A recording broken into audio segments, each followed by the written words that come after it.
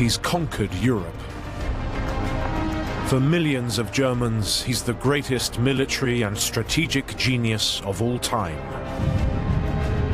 Yet the German people are about to discover that what they've been told is a tissue of lies. This is the story of how reality starts to break through the Nazis' propaganda machine. How Hitler commits the biggest military blunder of his career. And how, hidden from sight, his leadership begins to fall apart.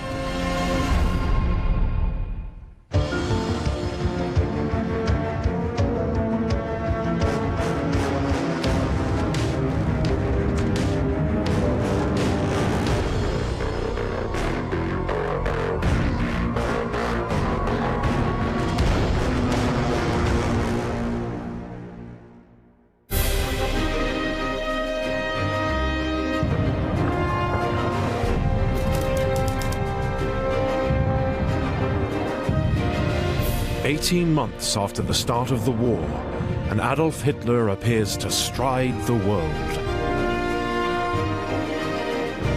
He's restored Germany to greatness. His people, once fearful of war, are now reassured it will all be over very soon.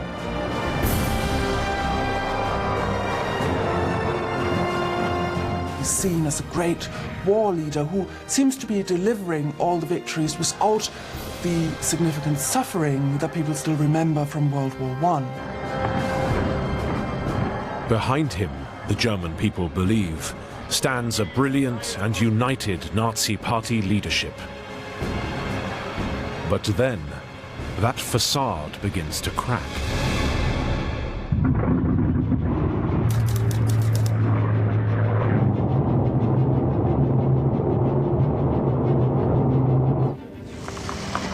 In the early summer of 1941, a lone German officer parachutes into a field in southern Scotland. He's quickly picked up by an amazed Home Guard and taken to London to be interrogated. At first, nobody believes his story. But then a remarkable tale emerges.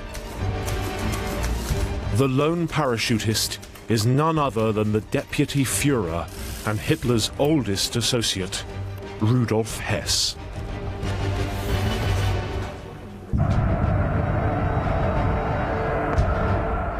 Rudolf Hess has been a leading figure in the Nazi Party since the 1920s. He's been Hitler's personal secretary throughout all of that period. So here was a man who was a big part of the Nazi machine, very well known, very famous throughout Germany.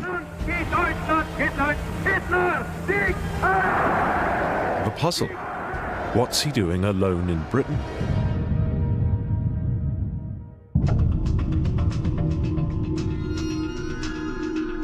Hess is held in the Tower of London. As the interrogation continues, he tells British agents he's come on a secret, one-man mission to negotiate peace with Britain. The British are astonished. There's a sort of general sense of, well, what on earth is going on in the British establishment? It just appears increasingly as a sort of a lunatic mission.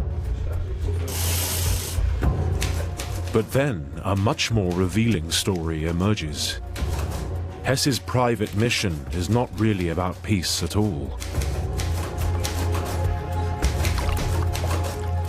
His main concern is that amidst the jockeying for power inside the Nazi leadership, he's losing his position as Hitler's closest confidant and ally. He imagined that if he could pull off this diplomatic coup, it would sort of restore his own image, his own importance in the Nazi hierarchy. It's a crazy idea. But critically, it's the first public sign that the Nazi leadership, far from being united, is a seething mass of rivalry and infighting. It revealed really there was something rotten at the top of the Nazi party.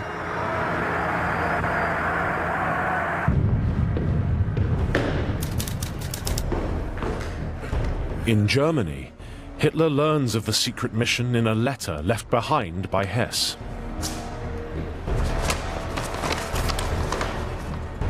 He's absolutely furious. He calls for his aides and his adjutants and shouts and screams. This was perhaps the first time that a senior Nazi leader had broken ranks. It was a huge crisis, and it's probably the biggest embarrassment that Hitler and the party ever experienced. Hess had betrayed the party, betrayed Hitler. The problem for Hitler: how to maintain the illusion of a united leadership when it clearly isn't.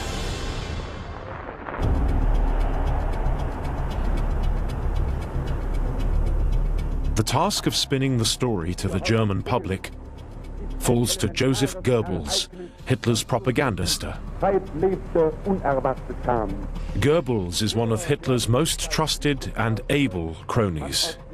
If there's a problem, Goebbels will be very good at fixing it. If there's a problem, Goebbels will be very good at representing it.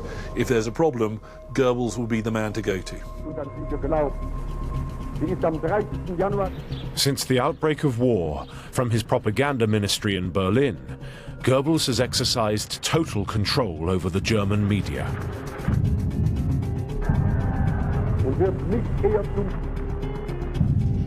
But this is a spin doctor's nightmare. How to restore the image of a united Nazi leadership. Goebbels' answer: to present Hess as a one-off rotten apple. Goebbels dealt with the defection of Rudolf Hess by simply portraying him as a man who had lost his reason, who had gone mad. Under the pressure of work, and his commitments had broken under the strain, effectively. It's an answer many Germans find hard to accept.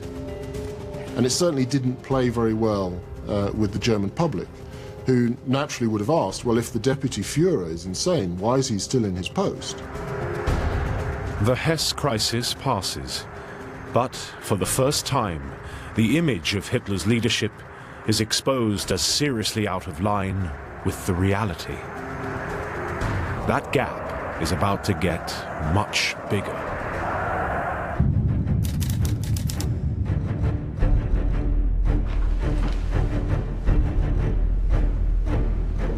In the summer of 1941, Hitler does what he's always promised.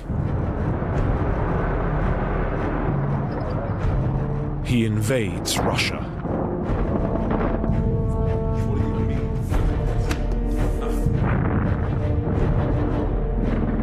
It's something he's vowed to do since the early days of the Munich beer halls. For the German Führer, it's the final showdown with his biggest enemy, communism. It was us or them. Either Nazism conquered Soviet Bolshevism, or sooner or later, Stalin and the Soviet Union would conquer and exterminate the Germans.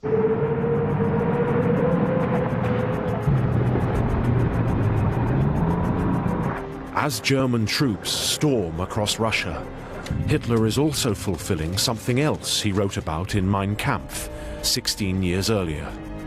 He's winning Lebensraum, conquering territories occupied by what the Nazis regard as inferior races, so that the German people should have extra living space. Space had to be found, not in the West, that was closed, but in the East, the Slav East, that area made up of human beings who were barely human and therefore deserved no special compassion.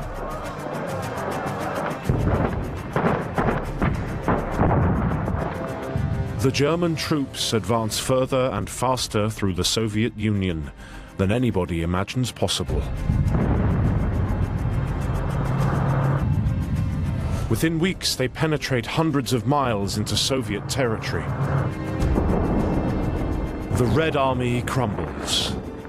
They take over 1.5 million Soviet prisoners of war. It looks like Hitler is going to win the war. Operation Barbarossa, as it's known, seems to be an extraordinary success.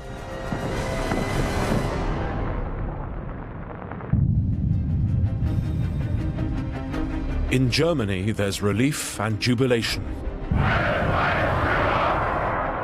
Hitler's position as a great leader, briefly undermined by the Hesse affair, is restored.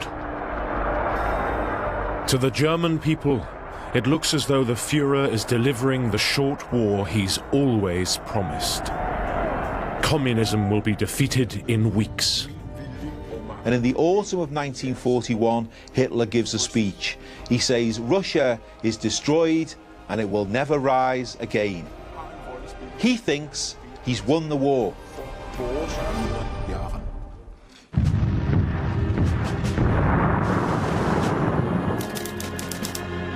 But then, progress slows. The Russians start to fight back. The Soviet Union calls on its vast reserves of people, many millions more than the Germans. In private, Germany's generals start to worry about the scale of the task in front of them. There are stories of generals saying, "Christ, isn't this country big?" in German. Russia was so vast that to cover it was a logistical problem that was very hard to overcome. Far from home, what most people can't see is that the German war machine is stumbling. Hitler, the self-styled military genius, is about to encounter harsh reality.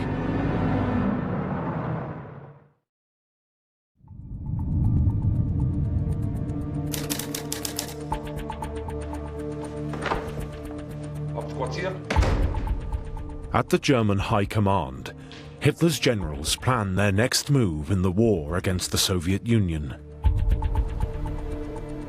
Many are now seriously alarmed by the task in front of them. But Hitler won't listen. Instead, he calls them daily, demanding they keep pushing forward.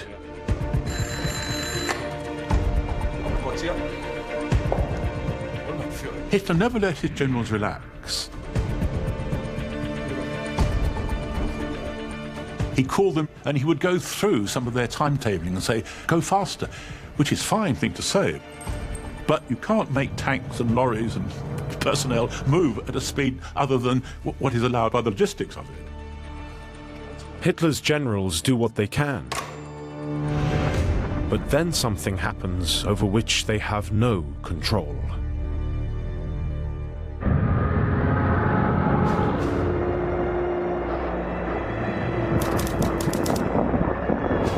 The Russian winter sets in. Temperatures drop to -32 Fahrenheit.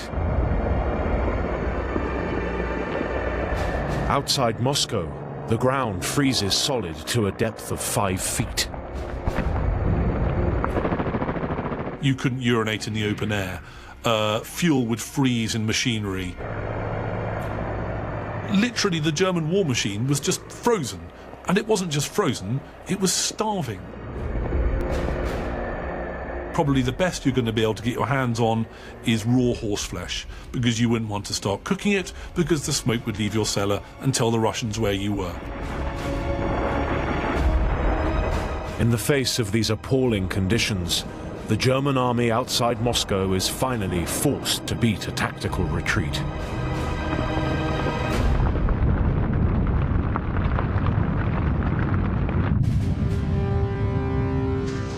For Hitler, it's a serious setback.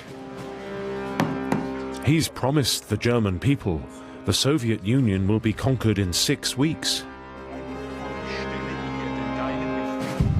It's now taken over 5 months.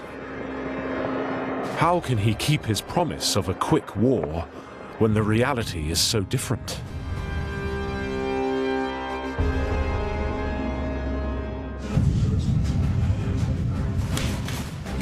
Once again, Joseph Goebbels' propaganda machine rolls into action. His solution? Simply to lie. He launches a barrage of propaganda.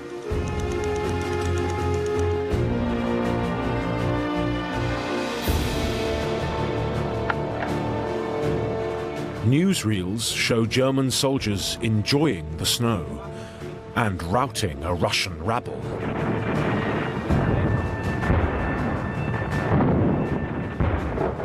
Goebbels made sure that stirring and exciting newsreels were a regular component of the German cinema goers' diet.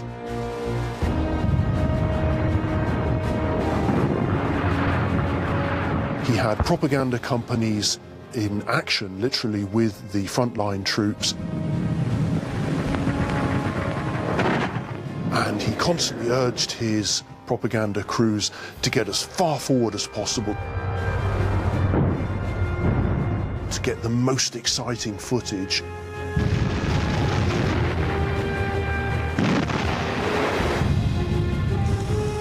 Hitler, far from misjudging the war with the Soviet Union, is presented as a great military and strategic genius.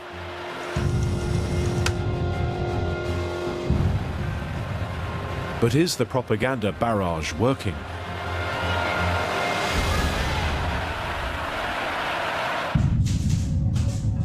Goebbels has a well-developed system for finding out. He sends out spies to eavesdrop and record conversations. The news is all positive. There was a cinema in every German town, even in very small towns. And we know from internal opinion reports within Germany that the population responded with enormous enthusiasm to these propaganda newsreels.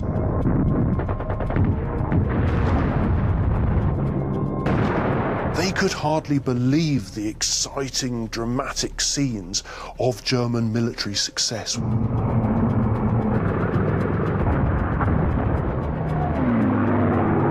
Goebbels was a lover of movies and took part very much in casting a lot of films, and Hitler was a big movie buff as well. So they very much felt that cinema was a great way of connecting with the German people. Goebbels has excelled himself. It's a brilliant propaganda campaign. But then there's a new and totally unexpected development.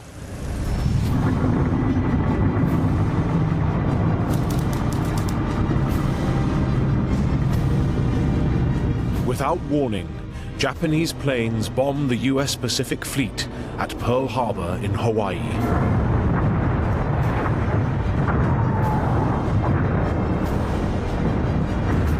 The following day, the US declares war on Japan. Since the unprovoked and dastardly attack, a state of war has existed between the United States and the Japanese Empire.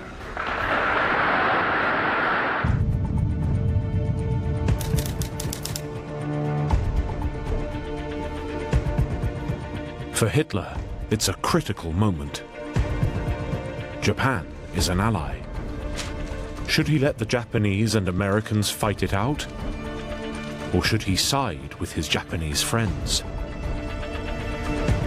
It's a momentous decision. Yet Hitler ponders it alone. The case against taking on America is obvious. America was an economic power, a kind of sleeping giant, and he knew that it had massive economic resources that, if turned into military resources, could ultimately affect his ability to win the Second World War. Yet, for Hitler, that's only part of the picture.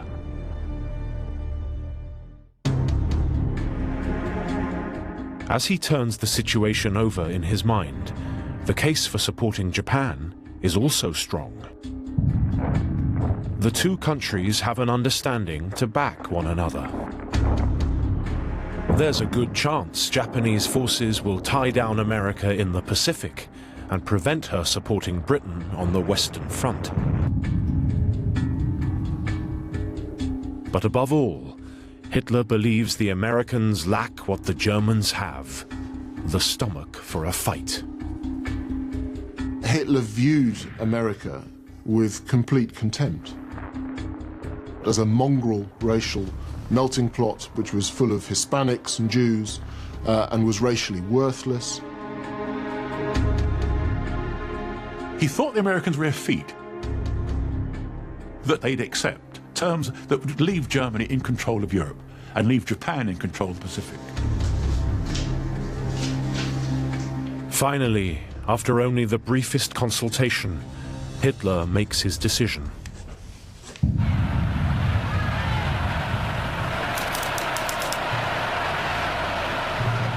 Four days after the attack on Pearl Harbor, he addresses the German parliament. Germany will declare war on America. What's remarkable about that decision to go to war with America in 1941 is how easily it was made. Hitler didn't seem to have pondered on it for too long. There's a gasp from the assembled ranks, but they're all Nazis, and he explains that we could not wait for developments to overrun us. We have to take the initiative. America was seen as somewhere very far away, somewhere that couldn't really hurt Germany too seriously.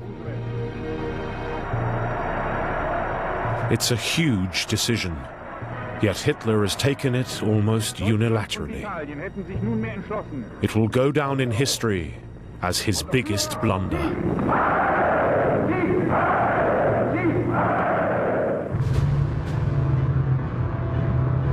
German forces, already bogged down in Russia, now face the most powerful country in the world. Germany is about to be hit by a series of ferocious hammer blows that will shatter Hitler's image as a great war leader and transform the war.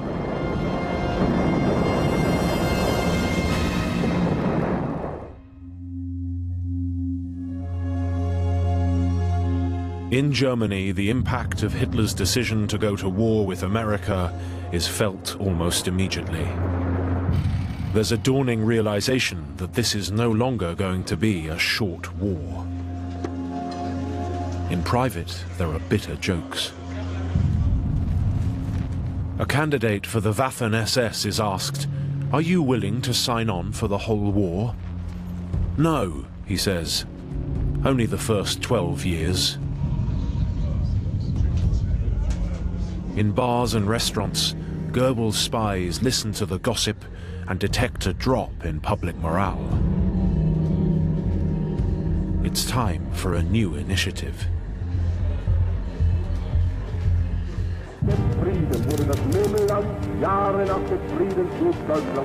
In early December, in a speech to Nazi Party regional officials, Hitler makes a new promise. He sees himself as the great military leader. This is the remarkable thing about the Führer, that it's not just a domestic leader. He's the great Napoleon. He's Frederick the Great. He's Caesar. Hitler argues that victory is at hand. It will still be a short war, and it will be followed by a glorious future in which Germany will grow rich on the land and labor of the occupied territories of the East. He wants to be seen as the man who knows what best serves German interests militarily. And at first, it looks as though Hitler's prediction is coming true.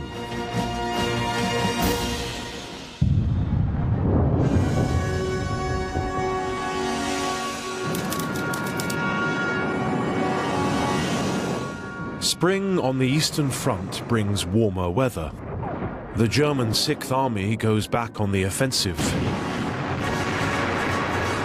The industrial city of Stalingrad is besieged. The Soviet defenders are corralled in a tiny strip of land along the river Volga. Tens of thousands face a brutal death. Stalingrad is the most brutal type of fighting. No one would be the same after Stalingrad. Urban warfare is uniquely messy, and Stalingrad was a uniquely messy form of that type of warfare.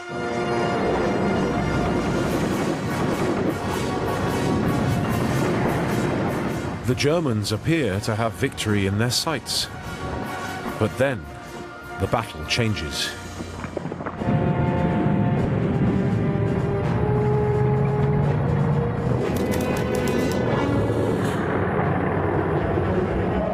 In a brilliant series of flanking moves, the Russians smash through the German lines from the north and south.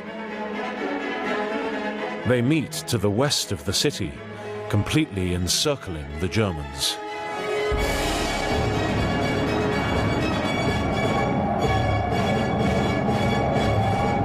Suddenly, the tables are reversed. Around 250,000 German troops are cut off from their supply lines.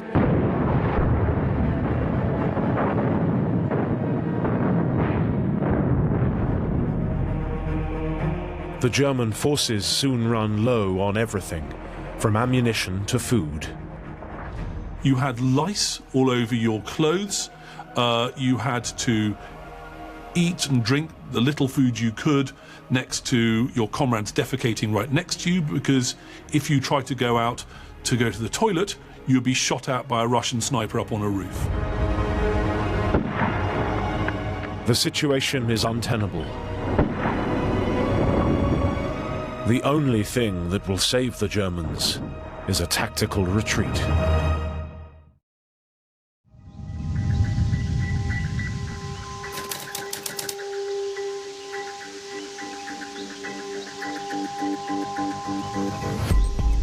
Hitler, by now, has moved his headquarters to a huge complex of bunkers in eastern Poland. The Wolf's Lair, as it's known, is Hitler's new base, over 400 miles from the military command in Berlin. Here, far from the sight of the German people, Hitler holds a crisis meeting. Most of his senior military leaders call for a strategic withdrawal.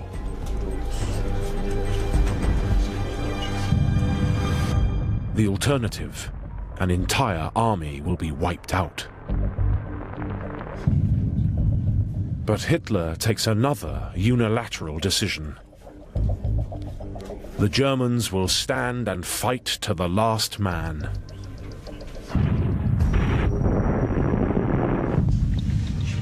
The Führer wouldn't sanction retreat. Good Nazis, the Wehrmacht doesn't retreat. It wins by going forward.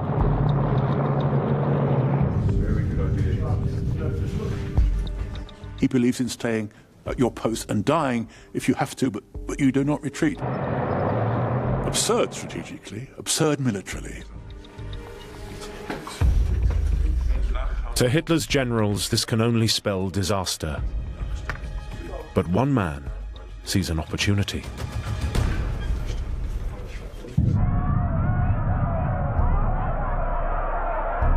Hermann Göring has a reputation as a powerful and effective leader.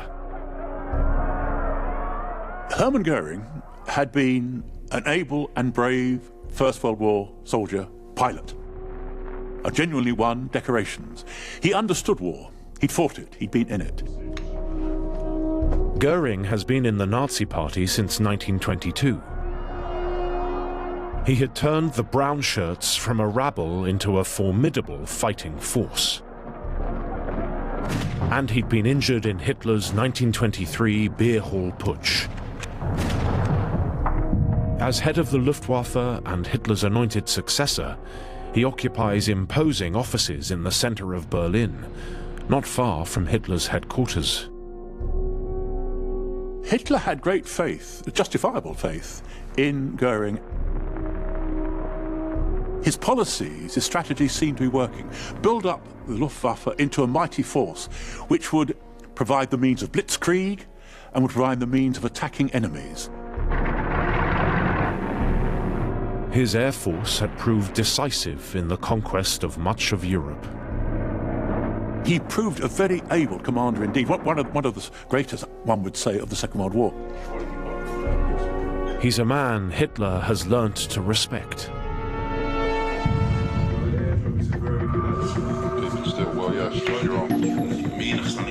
Goering now backs Hitler's refusal to sanction a retreat from Stalingrad. He suggests, instead, the army can be reinforced by airdrops using his Luftwaffe. Hitler enthusiastically embraces the idea. Yet Goering is not the man he once was, nor is his judgment.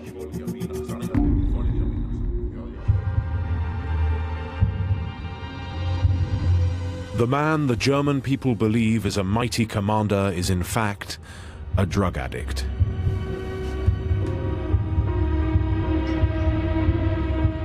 He's now heavily dependent on morphine.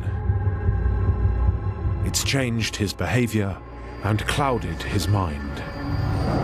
Hermann Goering, in his early career, had been an intelligent and very capable man, had drifted into indolence and apathy.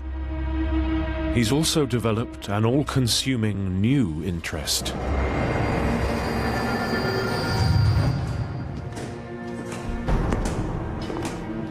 Looted artifacts from across Europe have been pouring into Germany.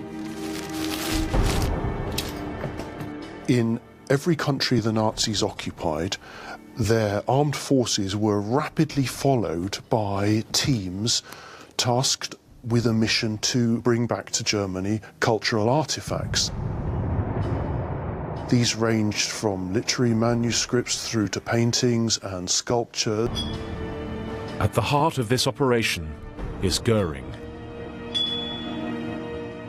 Goering thought himself as a connoisseur and a great expert in matters of art and culture, but he has an eye to the business. He wants money.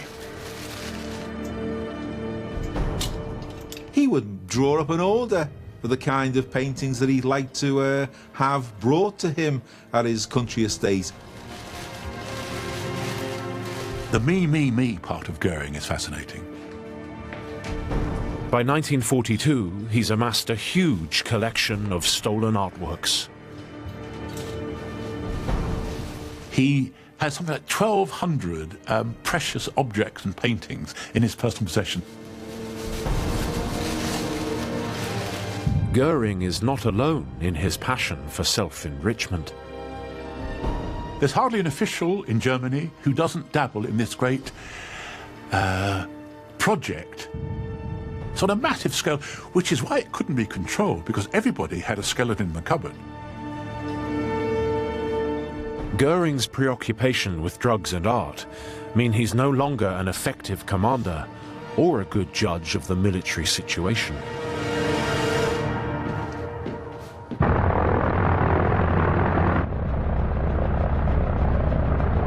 His relief of Stalingrad is a disaster. He doesn't have enough planes or fuel. The promised airdrop turns into a farce.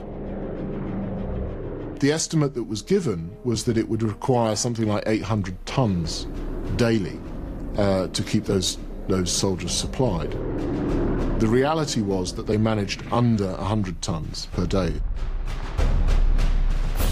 A soldier writes home, "We live on one piece of bread between 8 and a taste of warm water."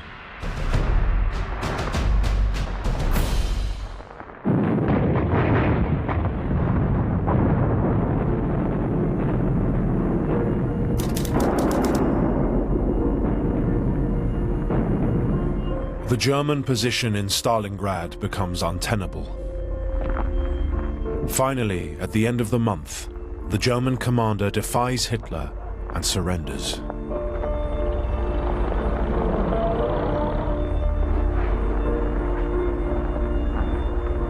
Nearly 100,000 German soldiers are taken prisoner, including 24 generals.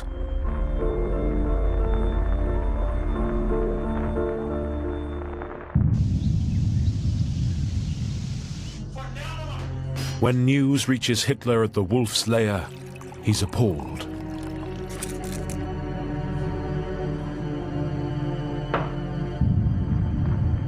It's a catastrophe so large, it will be impossible to hide from the German people.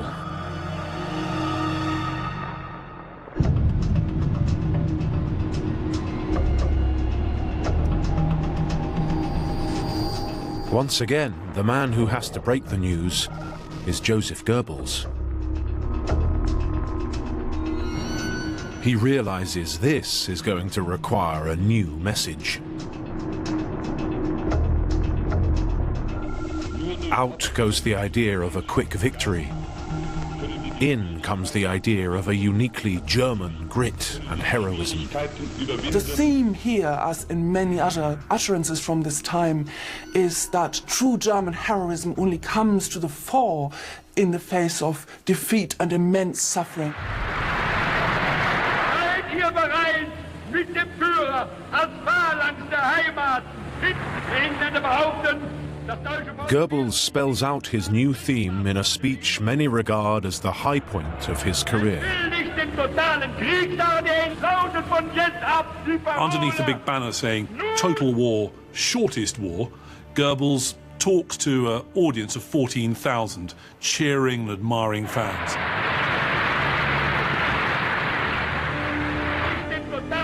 It's an appeal to the morale of the people to, in a sense, shift gear from support for the war, which was based initially on enthusiasm for the quick victory and the speed of the conquest, and now shifts towards this idea of endurance and embracing suffering.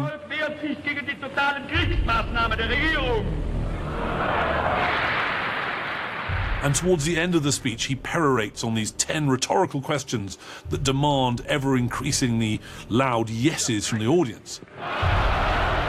Do you want a total war? And they all shout, yes! He then says, do you want a total war that's even more radical and brutal than you can possibly think of? And they go, yes, of course we do.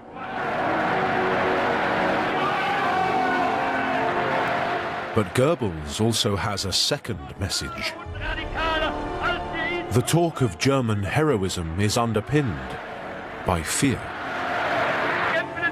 Goebbels increasingly put before the German people a nightmare vision where they would be driven out of their historic, their ancestral lands in the East, their women would be raped, their young people enslaved and deported to Siberia. They had no choice but to fight on.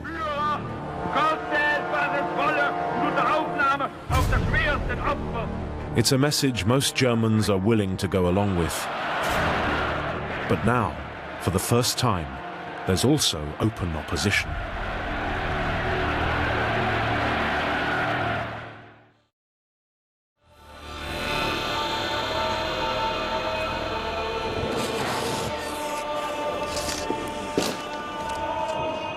In Munich, a group of students calling themselves the White Rose Group circulate anti-Nazi leaflets and daub anti-Hitler graffiti. They would go around universities throughout Germany putting up little posters saying things like Hitler, mass murderer, or simply the word freedom. It seems a great example of how totalitarian the regime had become, that even to post the word freedom up on a wall was considered against the state.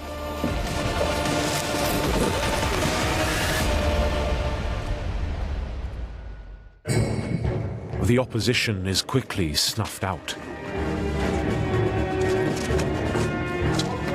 But the German people are about to face another hammer blow.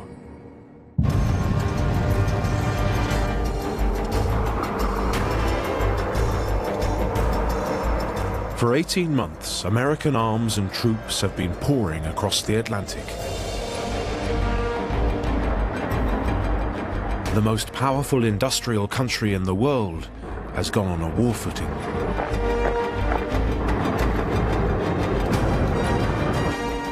What America can do is to turn its factories into places that can produce aeroplanes and tanks very, very swiftly.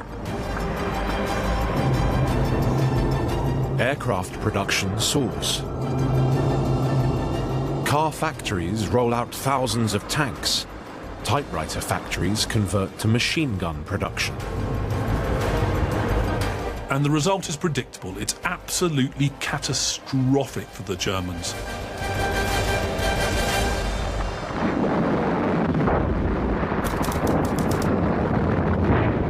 In the early summer of that year, American troops joined British forces in routing the Germans in North Africa. A month later, the Western Allies cross the Mediterranean and invade Italy. And that is a shock to many German military who see that this is where the war against the USA is now turning against German interests. The Americans, once dismissed by Hitler as a feat, are attacking his soft underbelly. Within weeks, the Italian fascist leader Benito Mussolini is overthrown in a popular uprising. Germany loses its most important European ally. Italy's new leaders talk of surrender. Now, at last, the full folly of Hitler's declaration of war on America is apparent.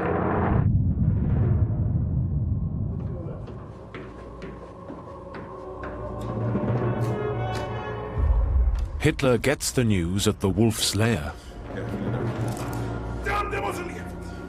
He's horrified. Mussolini is one of his oldest and most faithful allies. Hitler was deeply disturbed by the failure of Mussolini.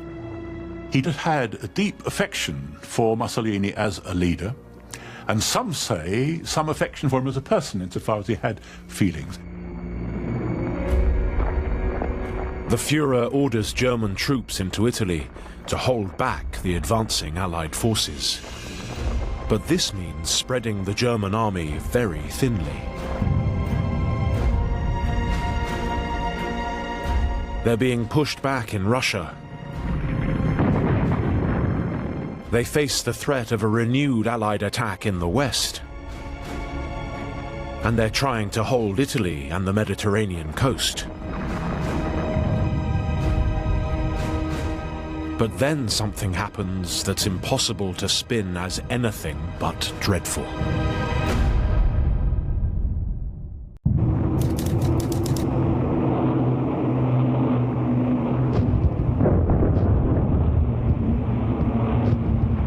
Over the skies of Germany, Allied aircraft bomb the country's cities day and night.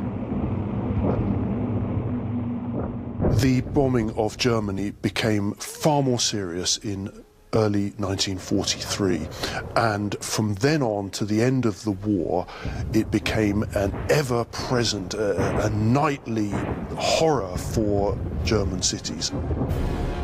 In August that year, Hamburg, one of Germany's most important industrial cities, is devastated in a firestorm. At least 40,000 people die.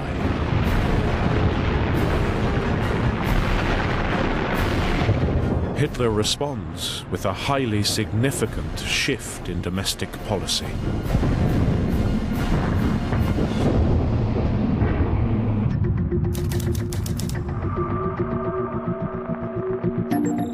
That summer, Hitler appoints Heinrich Himmler, the much-feared head of the SS, Minister of the Interior. Himmler is a fanatical Nazi, a man who likes to foster the image of a dashing fighter. He lives for the Führer, he lives for the greatness of the German cause, and everything subordinated to that. frightening man, one of the most disturbing of all the Nazis. Himmler's appointment is a clear sign Hitler can no longer rely on the goodwill of his people. From now on, his position will depend on repression. But even now, most Germans have no idea just how awful their situation really is.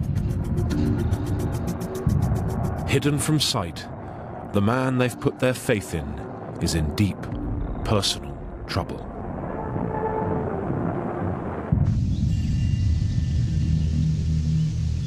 The Führer has withdrawn almost entirely to his bunker at the Wolf's Lair in East Poland. He's simply unable to accept the reality of the situation. The German people start to realise that they haven't seen Hitler for a while. There are certain key events where Hitler would normally turn up to, such as Heroes' Day, a kind of memorial for those who had fallen, and that year Hitler didn't come, and that was very much noticed.